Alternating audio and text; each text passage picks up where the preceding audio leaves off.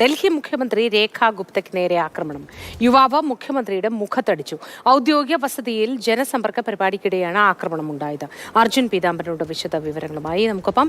Arjun, good morning. ഇത് എങ്ങനെയായിരുന്നു സംഭവം? ഈ സുരക്ഷാ കാര്യങ്ങളൊക്കെ മറികടന്നായിരുന്നു ഇത്തരത്തിലൊരു യുവാവിൽ നിന്നും ആക്രമണം ഉണ്ടായത്? വിവരങ്ങൾ എന്തൊക്കെ?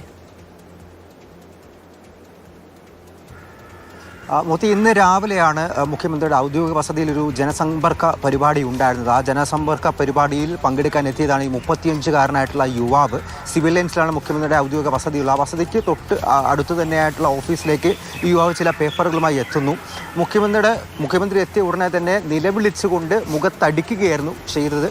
അതിന് പിന്നാലെ തന്നെ അവിടെ ഉണ്ടായിരുന്ന സുരക്ഷാ ഉദ്യോഗസ്ഥർ ഇദ്ദേഹത്തെ തടഞ്ഞ് അറസ്റ്റ് ചെയ്ത് നീക്കിയിട്ടുണ്ട്. ഇപ്പോൾ ഇയാളെ സിവിൽ ലൈൻസിലെ പോലീസ് സ്റ്റേഷനിലേക്ക് കൊണ്ടുപോയി വിശദമായി തന്നെ ചോദ്യം ചെയ്തുകൊണ്ടിരിക്കുകയാണ്. ഒരു സുരക്ഷാ വീഴ്ച ഉണ്ടായിട്ടുണ്ട് എന്നുള്ള കാര്യം വളരെ വ്യക്തമാണ്. കാരണം സിവിൽ ലൈൻസിൽ പ്രധാനപ്പെട്ട മന്ത്രിമാരുടെ എല്ലാം തന്നെ വീടുള്ള സ്ഥലമാണ്. മുഖ്യമന്ത്രിയുടെയും വീട് അവിടെ തന്നെയാണ് ഉള്ളത്.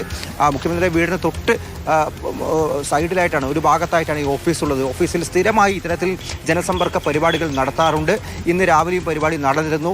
പോലീസിൻ്റെ എല്ലാം തന്നെ സാന്നിധ്യം അവിടെ ഉണ്ടായിരുന്ന സമയത്താണ് ഇദ്ദേഹം ചില പേപ്പറുകളുമായി ഇവിടേക്ക് രംഗപ്രവേശനം നടത്തുന്നത്. നിലവിളിച്ചുകൊണ്ടാണ് മർദ്ദിച്ചത് എന്നുള്ളതും ഏറ്റവും പ്രധാനപ്പെട്ട കാര്യമാണ്. 35 വയസ്സാണ് ഈ യുവാവിന് പ്രായമുള്ളത്.